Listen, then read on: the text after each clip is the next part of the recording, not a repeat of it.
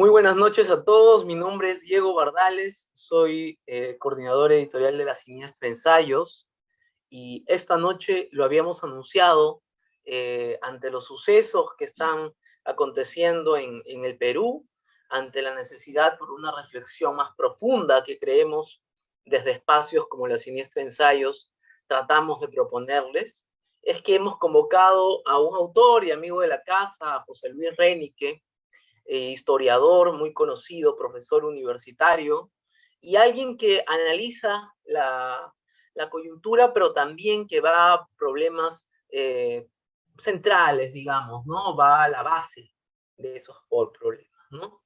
Entonces, le damos la bienvenida. Buenas noches, José Buenas Luis. noches, Diego. Gracias por la invitación. A tus Vamos, órdenes. vamos más o menos, muchas gracias. Vamos más o menos a recordarles a nuestro público, a la audiencia que se está conectando, que ahora el Perú vive una crisis pues desatada a raíz del golpe de Estado un poco tonto que dio Pedro Castillo, y se ha generado una ruptura social nuevamente entre diversas manifestaciones, ¿no? en la sociedad, ¿no? Han surgido distintas proclamas, distintas razones por la cual la gente ahora se está levantando y hay una suerte de estallido, ¿no? Pero justamente tú, como una persona que ha estudiado tanto la radicalidad en nuestro país, esa tradición radical, eh, más o menos eh, vislumbrabas este escenario o ves al Perú, digamos, como un fermento siempre para este tipo de estallidos, o es un hecho, digamos, que ha ido cuajando? No sé si tú lo puedes analizar de esa Bueno, manera. Diego, gracias. Gracias por la pregunta. Sería un poco petulante decir que yo esperaba que ocurriera una cosa así, ¿no? Ujú. Pero en mi último libro planteaba algunas cosas que me hacen aproximarme a este tema como algo relativamente familiar a cómo yo veo las cosas. Quiero contarles a las personas que nos están escuchando que he publicado con La Siniestra precisamente un libro que se llama La Nación Radical, del indigenismo a Sendero Luminoso, ¿no? Y quisiera también subrayar que entre los historiadores más o menos de mi generación, menores que yo, quienes hemos hecho historia política, eh, algunos ven los procesos políticos desde el centro del sistema y que en mi caso, por diversas razones que cuento en este libro, en mi caso yo he buscado explorar los límites del modelo republicano, ¿no? Y que al explorar estos límites he encontrado problemas muy largamente persistentes, con una larga trayectoria y un peligroso nivel de acumulación que me llevaron a pensar a que en el Perú existe una especie de antirrepública o de radicalismo que va mucho más allá de la coyuntura, que va mucho más allá de generaciones, que va mucho más allá de cierto conjunto de ideas o de doctrinas que llegan al país y a algún sitio se desarrollan o se reprocesan dentro del país, que lo que hay es una corriente, una tendencia a generar radicalismos que como movimientos espasmódicos se pronuncian y demandan su disconformidad o expresan su disconformidad con el molde, con el modelo republicano. Y que quien mira las cosas así siempre está a la expectativa por entender cuáles han sido los mecanismos que han sido desplegados para que un Estado con muy poca capacidad de incluir a estos sectores bregue, lidie haga frente a estas situaciones que cuando se desatan ya no se convierten en interlocutores, sino que se convierten precisamente en protestantes que fluctúan entre la protesta pacífica y muchas veces la protesta violenta.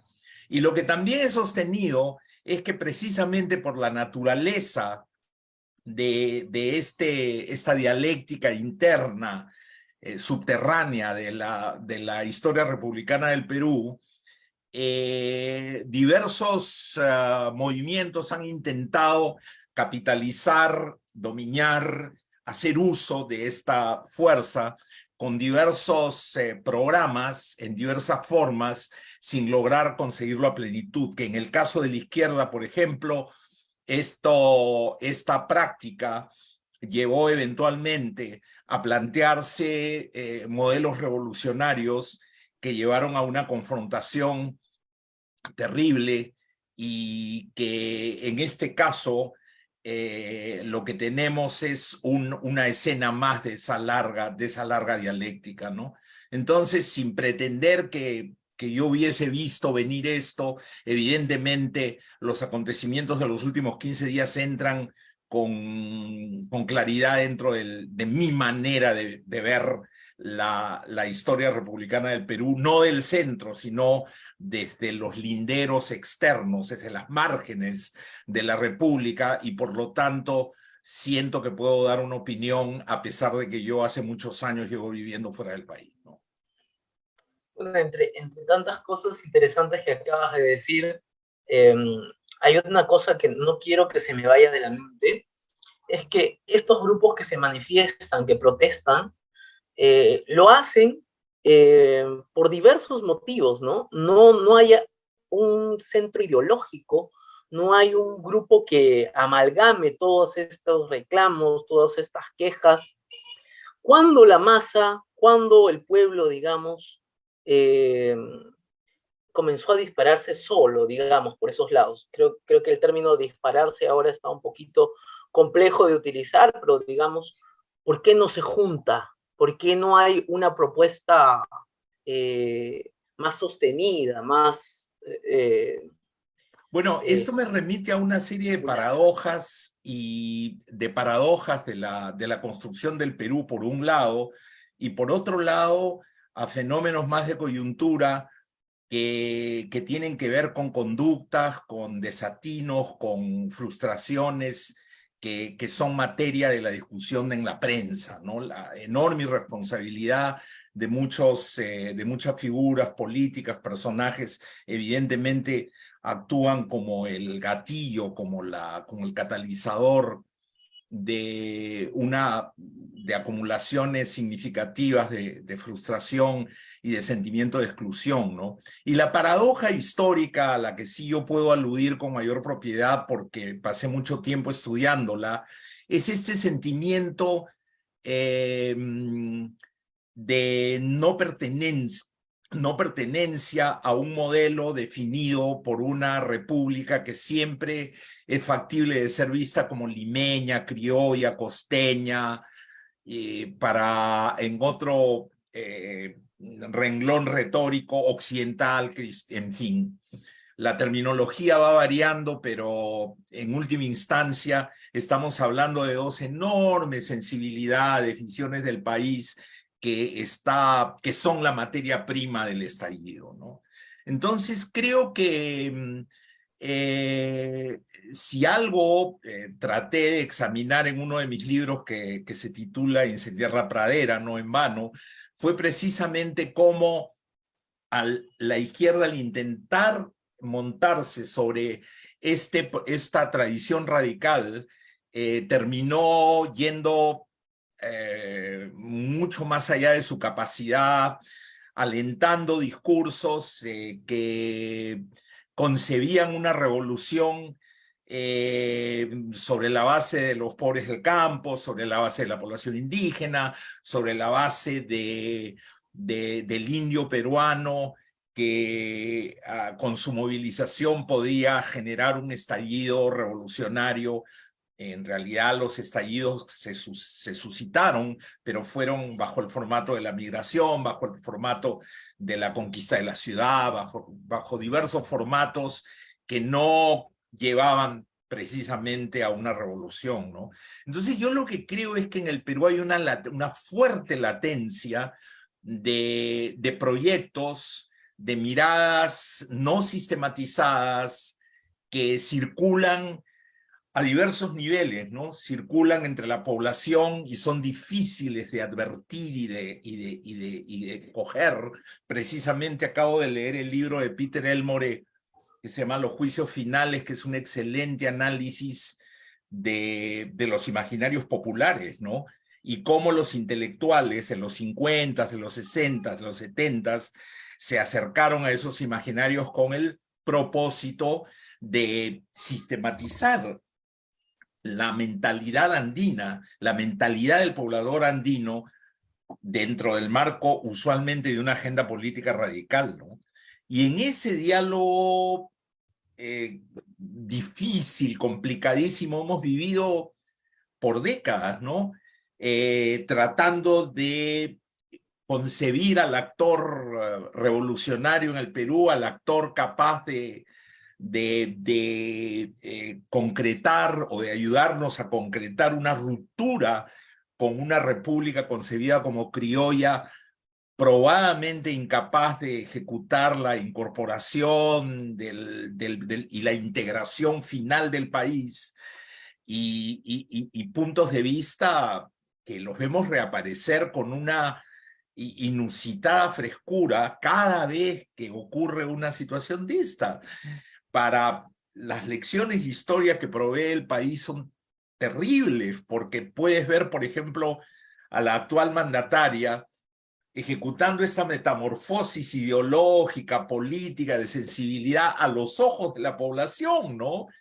Sus discursos en quechua, su error o acierto, quién sabe, de que las matanzas que están ocurriendo pueden juzgarse en el fuero militar, pegando un retroceso hacia el pasado, pero enorme. Entonces, todo esto configura una paradoja, ¿no? El amplio mar social que de una u otra manera se configuró, se reconfiguró, se puso al frente, tensionó la vida republicana, ha sido objeto de muchos intentos de interpretación. Yo soy parte de ello como un académico urbano, limeño, que en alguna parte de su vida trató de acercarse al fenómeno con diversos instrumentos analíticos.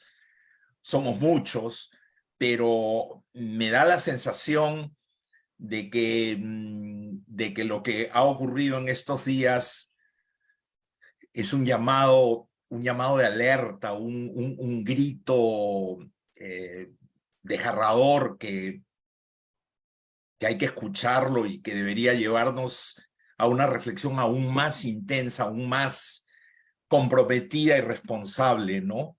Entonces, tú tienes, para ir a tu pregunta, ¿no? Tú tienes sectores que, como una de esas cajas negras de los aviones, procesan información que desconocemos para los que estamos interesados en entender, y que probablemente están vinculadas a procesos culturales, sociales, o de hecho están vinculadas a procesos sociales, culturales, que no hemos entendido del todo. Y ahí radica el carácter espasmódico y constante de estas grandes explosiones, ¿no? Y del otro lado, desde la ciudad, expresando temores, expresando visiones a veces fantasmagóricas, o pretendiendo repetir lo que viejos historiadores de otras generaciones hacían, que era hablar desde el centro del sistema político. Los historiadores que somos convocados para hablar de la coyuntura en circunstancias como esta, terminamos repitiendo viejos esquemas, ¿no? Y eso a uno lo abruma, lo entristece, ¿no? y lo hace reflexionar sobre los límites del trabajo histórico.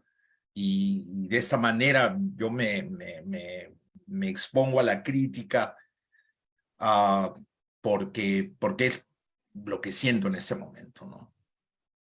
Claro, bueno, esa imposibilidad para entendernos debe tener alguna causa o muchas causas, ¿no?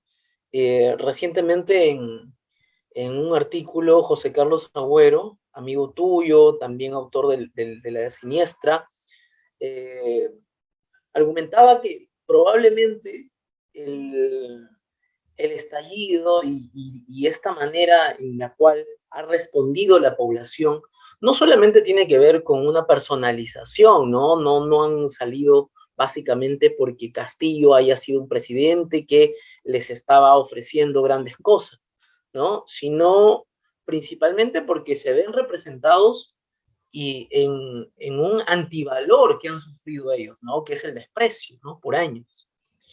Y cómo no pretender, se preguntaba José Carlos, cómo no pretender que alguien reaccione así luego de haber pasado tantos años de desprecio, de maltrato. Entonces, una de las causas está sobre la mesa, tal vez, ¿no? Pero, ¿cuál otras podríamos nosotros debatir o pensar que llevan a esta incomprensión entre peruanos, ¿no? A esta fragmentación tan dura y tan palpable en la vida diaria también. Bueno, reconociendo el impacto del texto de Agüero titulado Desprecio,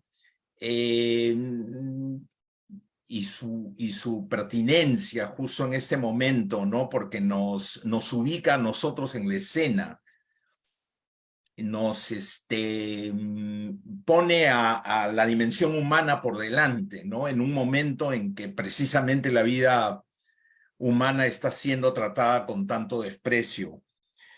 La pregunta que me haces es imposible de responder, por supuesto, ¿no?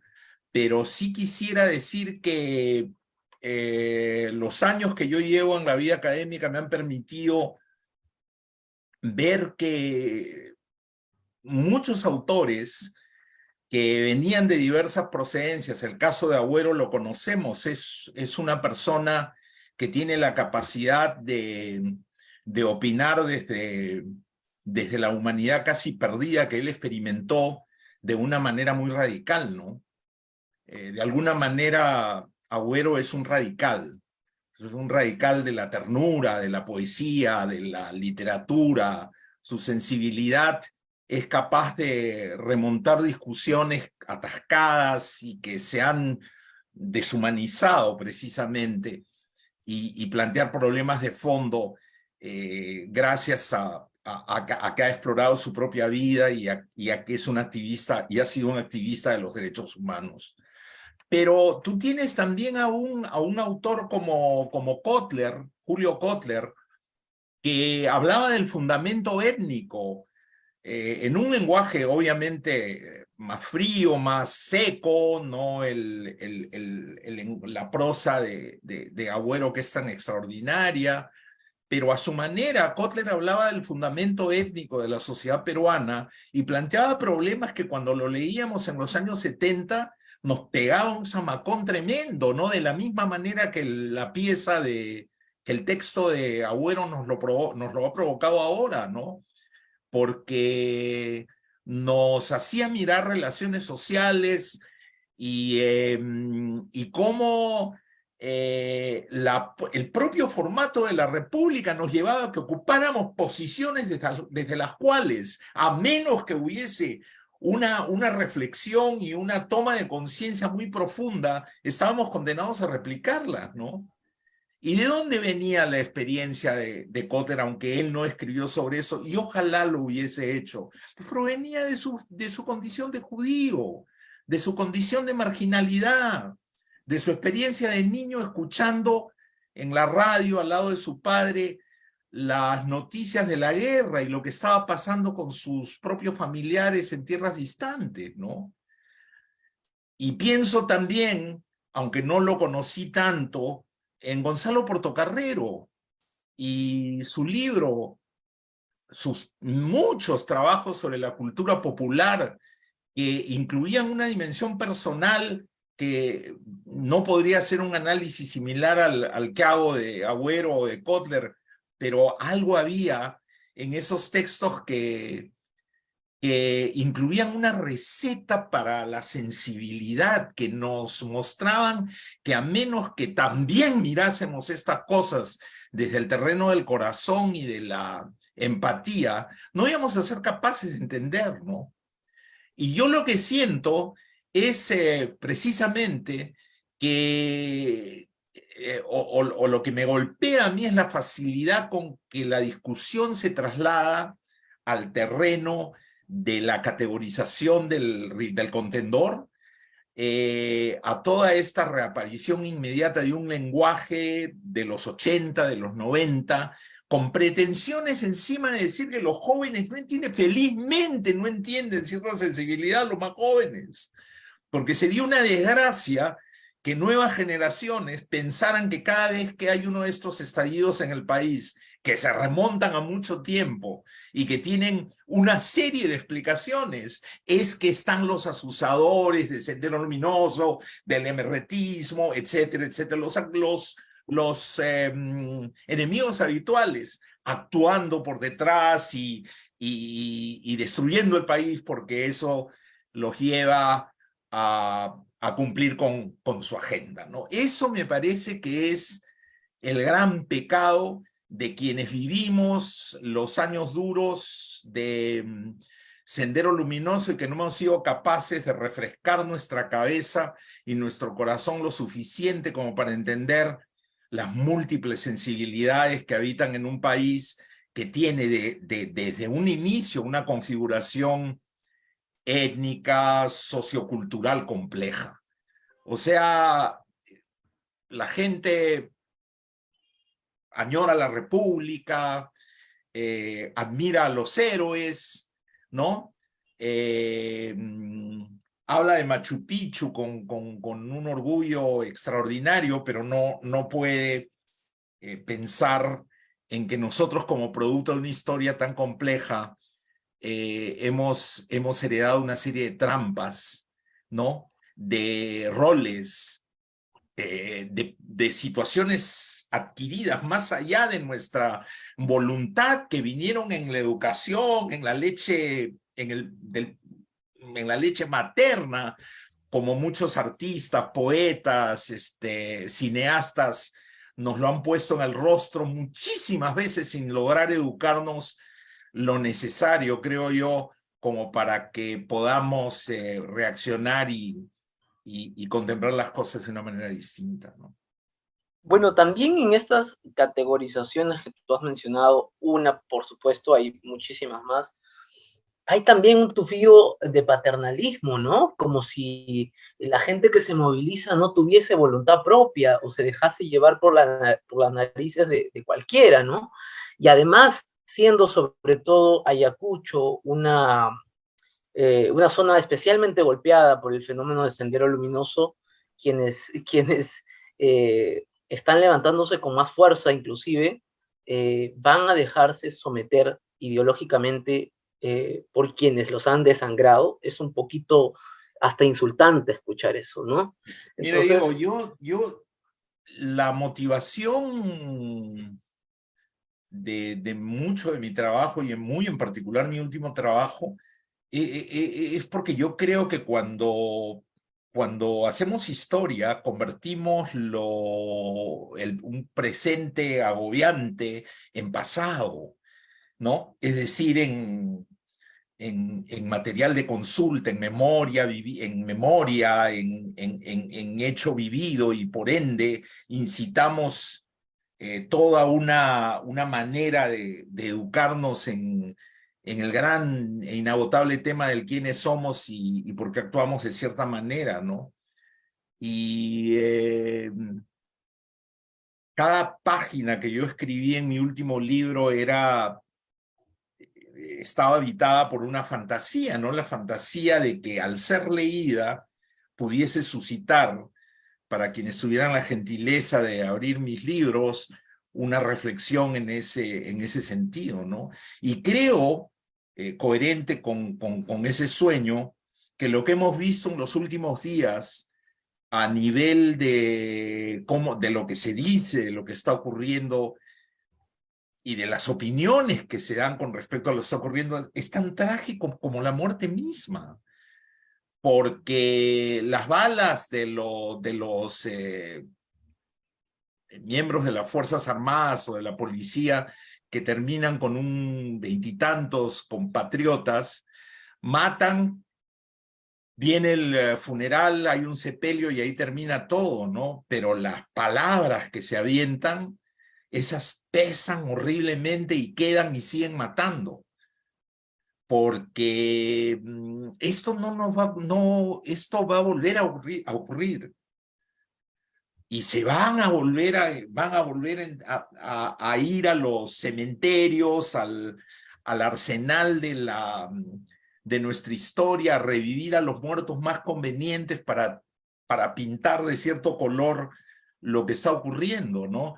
Las discusiones sin salida que se ven yo vivo fuera, como ya lo he dicho en un par de oportunidades en esta conversación, y hago todos los esfuerzos posibles para informarme, ¿no? Y contrasto a los programas de la televisión capitalina, ¿no? Con sus preguntas sin salida. ¿Se puede separar la paja del grano?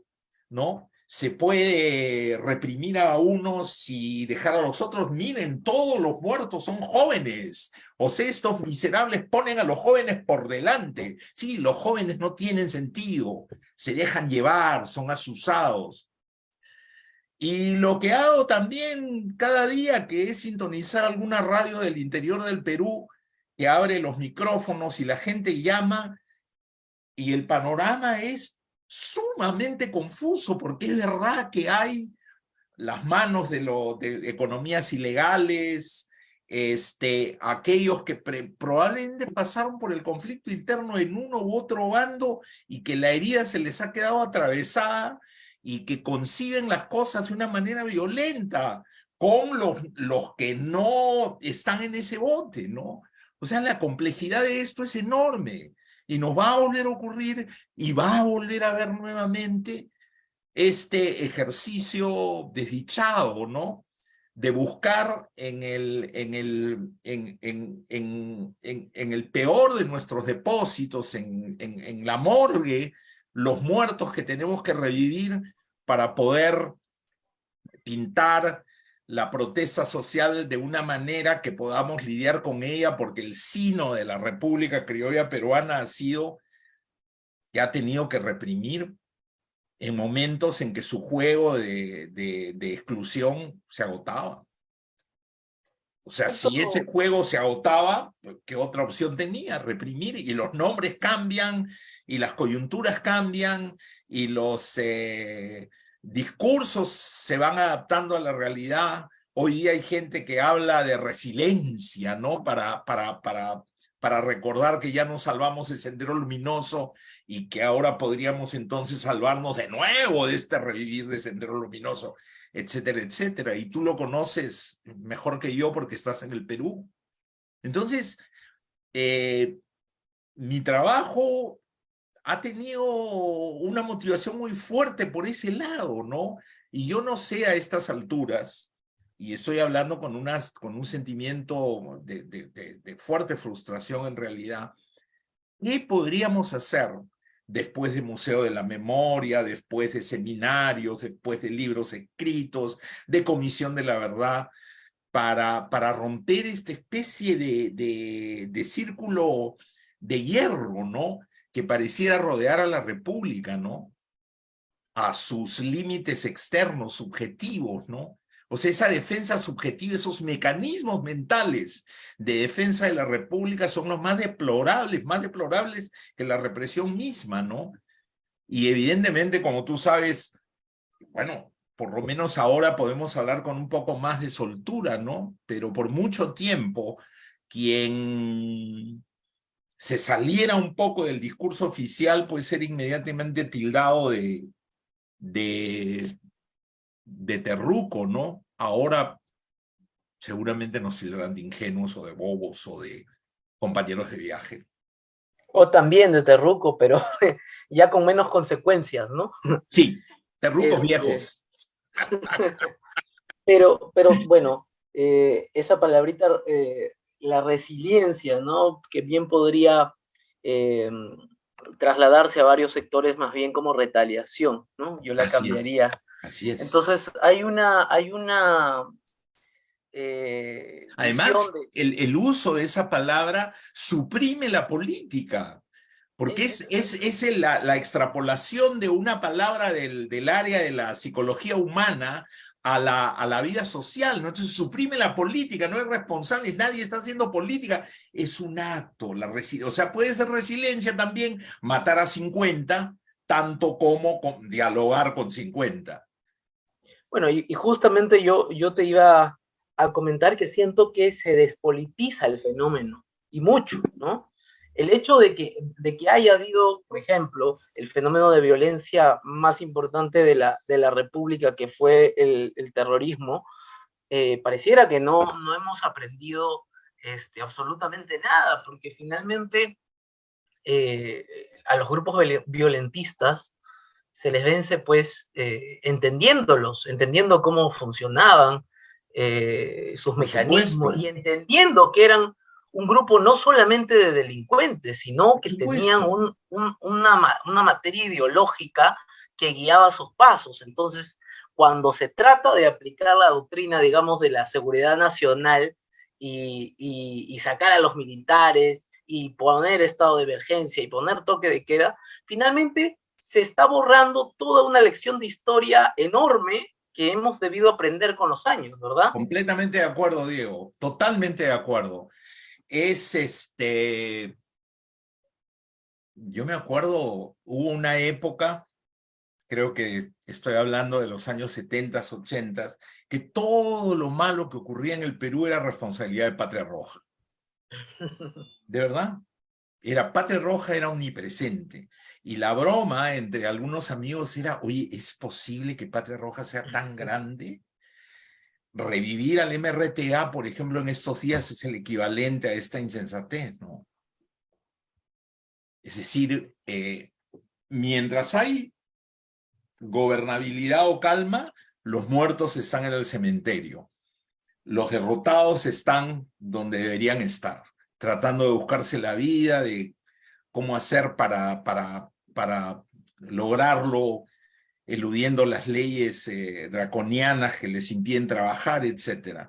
Pero cuando ocurren estas cosas, los muertos se reviven con una facilidad extraordinaria. Entonces, todos aquellos que durante el momento de paz ni se preocuparon de lo que pasó en los 80 y los 90, aparecen asegurando que los autores de todo eso son fulano, sutano, mengano. ¿Por qué no los detienen entonces? ¿Cómo es posible? Hay un ejercicio que yo he hecho. En la televisión, en la radio entrevistan a policías activos y entrevistan a ex jefes de los 80s y los 90s. Y los policías activos son mucho más razonables y racionales que los ex jefes que probablemente gente de mi generación, de mi edad, así como yo me pongo fervoroso reclamando una lectura diferente de lo que nos pasó como país, ellos se reafirman de que lo que están viendo ahora es lo mismo que los 90, que los 80.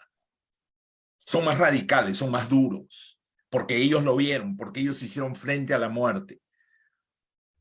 Y Entonces, además, además son hay una dilemas que legitimación del discurso requieren... por haber sido parte, ¿no? O sea, dar testimonio, quien da cuenta supuestamente tiene mayor legitimidad y es una voz más autorizada que quien ha estudiado el fenómeno, Así es, así que es. quien, Y bueno, todo es, eso nos hizo mucho daño como sociedad.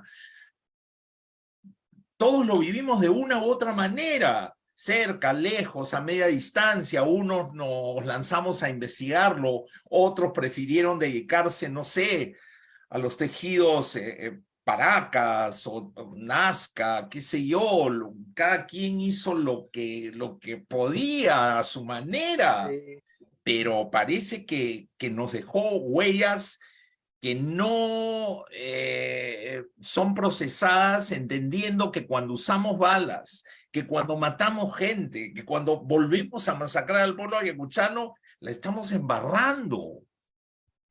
Y no ya solo para nosotros, sino para las generaciones que vienen. Mírennos a nosotros lo mal que quedamos de esas experiencias. Esa es la lección para la nueva generación. Mírennos lo que nos hizo el terrorismo mentalmente. Y de ahí podrían salir muchas lecciones para levantarse y decir, guarda las armas, dialoga, entiende lo que está pasando. Como decía el propio Agüero el otro día en una entrevista con Javier Torres, ¿no? El Estado tiene que salir a identificar a la gente con la cual dialogar. O sea, hay que identificar actores. No hay izquierda, no hay partidos, todo está destruido, no hay líderes aparentes. Dicen algunas autoridades que han detectado quiénes son los asusadores. Sáquenlos a la luz pública. Hablemos con ellos, quiero conocerlos, quiero saber qué dicen, qué pretenden. Mientras el enemigo sea un fantasma, tú también eres Efectivamente. parte. Exactamente. Bueno, además, hemos hablado justamente de esta falta de articulación política, que hay muchos reclamos, hay muchas demandas, algunas justas, algunas, no sé si injustas, pero con poco sustento, pero finalmente, ¿quién está articulando eso? O sea, ¿quiénes están detrás de eso? Eh, ¿Dónde están a todo eso, dónde están los políticos? ¿Existen todavía políticos Efectivamente. profesionales o están solamente los congresistas que no son políticos, que son salvando Emprendedores. salvando algunos casos muy puntuales, son emprendedores, exactamente. Pero ¿dónde está la política finalmente? ¿Quién articula? ¿Con quién se Exactamente. dialoga? Entonces, yo como historiador planteo lo siguiente, ¿no? O sea, tenemos un patrón histórico altamente reconocible, largamente estudiado, no necesariamente por quienes lanzan loas a la República, creo yo, por quienes, y la lista es larga, se han dedicado a explorar los límites de la República y que nos condena a estos estallidos periódicos y que hoy día nos ha puesto ante el dilema de confrontar una crisis profunda. La naturaleza de esta crisis no es difícil de determinarla, es la República Criolla confrontando la enésima conmoción producto de su naturaleza dependiente, de su falta de autonomía para autoorganizarse, de la calidad de la clase política, de la falta de integración del país. Todo eso está escrito, estudiado, etcétera. Entonces, el problema político de fondo está en encontrar una salida dentro de ese marco, pero eso requiere pues dosis de responsabilidad, de humanidad, de conciencia, que está ausente. Ahí es donde creo que está ausente en todos nosotros, o porque nos callamos o porque hablamos demasiado, pero todos nosotros estamos implicados en lo que ocurre. No, Es que además, muy además difícil la situación que volviendo estamos un confrontando. poquito al tema anterior, hay líderes de una, si es que los hubiese, ¿no? Pero de una fragilidad pues de cristal, digamos, ¿no? Por ejemplo, Antauro Humala, que hasta hace unos días o semanas estuvo pues boyante, paseándose por plazas y parques, después de haber reconocido a Dina Boluarte como presidenta, ahora es prácticamente vilipendiado por los sectores que hace unos pocos días, como lo dije, lo aplaudían. Mira, Entonces, pasa eso, por ejemplo, no sé, qué uh-huh. sé yo, alguien que está en el bolo presidenciable, en la siguiente elección saca 0.5%. Entonces, no se construyen liderazgos tampoco a largo plazo, ¿no? Es un tema Mira, muy tema. un libro en que podríamos pensar, ya que estamos en el marco de una invitación de una editorial, es un examen precisamente a través de 10 personajes, de cómo estas coyunturas nos arman y nos desarman el supuesto marco republicano en el que vivimos. Ya mencioné anteriormente a la señora presidenta como una persona que la hemos visto disolverse en 15 días, ¿no? O sea, elegida por una lista de izquierda y finalmente haciendo un retroceso en el marco legal para enjuiciar a los responsables de la violencia, ¿no? Alzada en Y hombros por represaliada, ¿no? el otro personaje es Antauro Humala, ¿no? Yo hace cosa de un par de meses respondí a una amable entrevista de La República en la que decía que como yo veía las cosas, todos estábamos trabajando para Antauro. Y también decía que el problema de Antauro era que tenía una ideología de pacotilla, ¿no? Que este discurso del etnocacerismo era francamente una payasada, ¿no? Y es eso, ¿no? El señor no tiene cómo organizar su visión de país, ¿no? Si es que la tiene, ¿no? Su, su único guión es el guión del caudillo, ¿no? Del machomán, del que yo sí puedo, yo puedo fusilar a mi hermano, ¿no? ¿No? Yo puedo expulsar a los venezolanos, ¿no? Entonces, evidentemente, en un escenario tan difícil, y en un país tan golpeado, ¿qué liderazgos se van a estructurar si sabemos que los liderazgos son el producto de un trabajo colectivo, de desarrollo de ideas, de síntesis, de debate, ¿qué vamos a poder desarrollar en un país donde unos dicen que resiliencia es matar y otros piensan que quien habla de los derechos humanos es un terruco, etcétera, etcétera? Entonces, hemos perdido todas estas son expresiones del deterioro del tejido social, ¿no? Entonces yo lo que quisiera es que esa lección que muchos conductores de televisión salen siempre diciendo, una vez me acuerdo que a una conductora muy conocida le escuché decir que había que pensar en darles un shock de memoria a los jóvenes, ¿no? Para que supieran lo que pasó. En realidad, lo que yo quisiera es que los jóvenes entendieran que fracasamos, que todos nosotros fracasamos, que no hemos logrado ni siquiera ponernos de acuerdo en una cierta retórica moderna, humana, trascendente, para hablar de los problemas que nos afectan. Mira las discusiones en el Congreso, lo que se dicen, cómo lo dicen, a veces hasta usando los puños. Hemos fracasado, no hemos logrado construir una generación de peruanos con el ELAN, con la dimensión humana suficiente como para poder ser los ciudadanos responsables y eficientes de un país tan complejo como el nuestro. Además, al margen de los liderazgos, es increíble que no nos podamos ni siquiera sentar frente a frente. O sea, el radicalismo, o digamos, el extremismo es tal que yo escucho que personas que no están vinculadas a la política, algunos coquetean con organizaciones sociales, que, por ejemplo, siendo de izquierda no pueden tener un amigo fujimorista, no sé, o siendo un liberal no pueden tener un amigo de izquierda. Son cosas increíbles, ¿no? Bueno, precisamente yo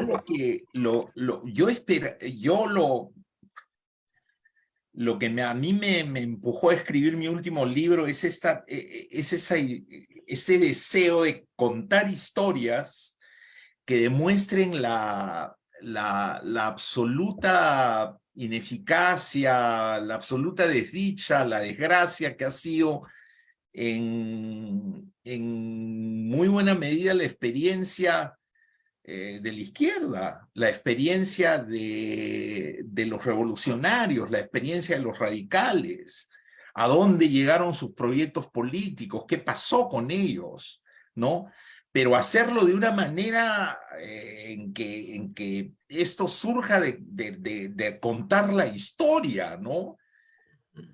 Yo no, el que yo tenga la visión que tengo expuesta en mi trabajo sobre la izquierda no me convierte ni en un reaccionario, ni tampoco en una persona que piense que todos los progresistas y los izquierdistas son comunistas, ¿no? Como se dice ahora de nuevo. Es increíble, o sea, y todo esto también hay que decirlo, Diego, es parte de una corriente internacional, ¿no? Esta especie, es como si el mundo como si el mundo extrañara la Guerra Fría, ¿no? Como si se necesitara volver a una época en que el enemigo era bien claro, en que las disputas estaban preestablecidas y que, bueno, no hay que dejarse confundir. Quien habla de derechos, quien habla de conflicto interno, es un comunista. No hay vuelta que darle, ¿no? Y eso es terrible, pues. Y Y no podemos... estamos siguiendo la lección al pie de la letra, repitiendo como loros lo que está pasando en otras latitudes, y eso es terrible realmente. No, sí, algo un poquito para graficar esa idea. Ayer veía justo una entrevista donde que Lucar le hacía tanto a Bermejo y a Susel Paredes en paralelo, y Lucar contaba en la introducción como lo difícil que había sido poder sentar a Bermejo para que hable con Susel Paredes, ¿no? Mm. Y fue un poquito incómodo al inicio, que el tipo quería hacer la entrevista solo, ¿no? Y contaba además Lucar que había invitado a Nano Guerra también para que participe en la entrevista con los tres del Fujimorismo, y se había hecho el loco poniendo excusas Sí, absolutamente pues inverosímiles. si entre la gente que supuestamente es la pensante, es la encargada de proveer los liderazgos, no hay manera de restablecer vínculos, ¿qué se le puede pedir al país, pues? ¿Qué se le puede pedir a los jóvenes? ¿Qué se le puede pedir a la vasta sociedad peruana que ha mirado por años estos pleitos entre políticos sin que ninguno de ellos pueda realmente hacer política, ¿no? José Luis, un comentario de quienes nos están Sí. viendo por el Facebook. El comentario es de Jorge Hurtado, bueno, es un amigo poeta trujillano, Jorge Hurtado. Dice, es frustrante discutir aún sobre la realidad en crisis constante acerca de una república siempre escindida, que siempre hacen actual a González Prada y Arguedas, sobre esos abismos entre un sector que siempre ha usado sus privilegios para instaurar un sistema de exclusión y donde los excluidos existen para el Estado cuando protestan, para eliminarlos, borrarlos y silenciarlos, ¿no? Me hacía recordar un poquito esto a algo que vi en el Twitter, ¿no? Que es increíble esta dicotomía. Para existir, para que te hagan caso en el Perú, tienes que tener o un apellido rimbombante o bloquear una carretera.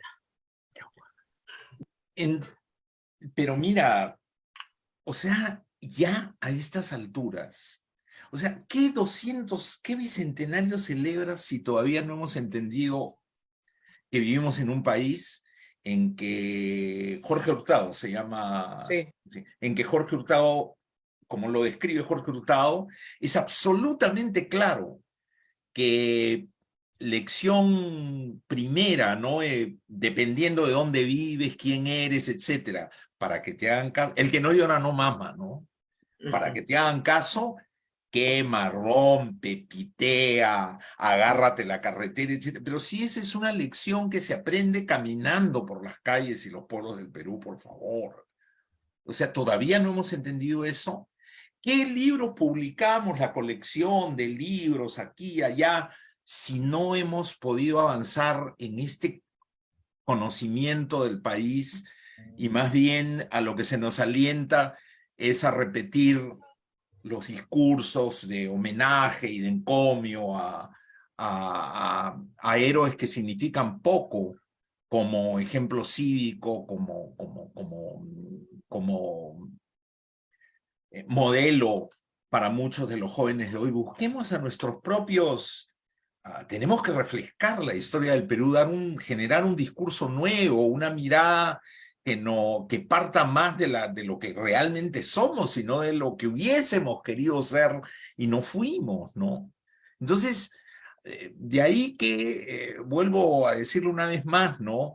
Si algo se podría, de las muchas lecciones que se pueden extraer de todo esto, es la enorme necesidad de escribir una historia del Perú desde los linderos, desde las márgenes hacia el centro, ¿no? Y no solo en el tema político, en el tema de género, en el tema cultural, en todos los diversos temas, ¿no? Porque si no, estamos pretendiendo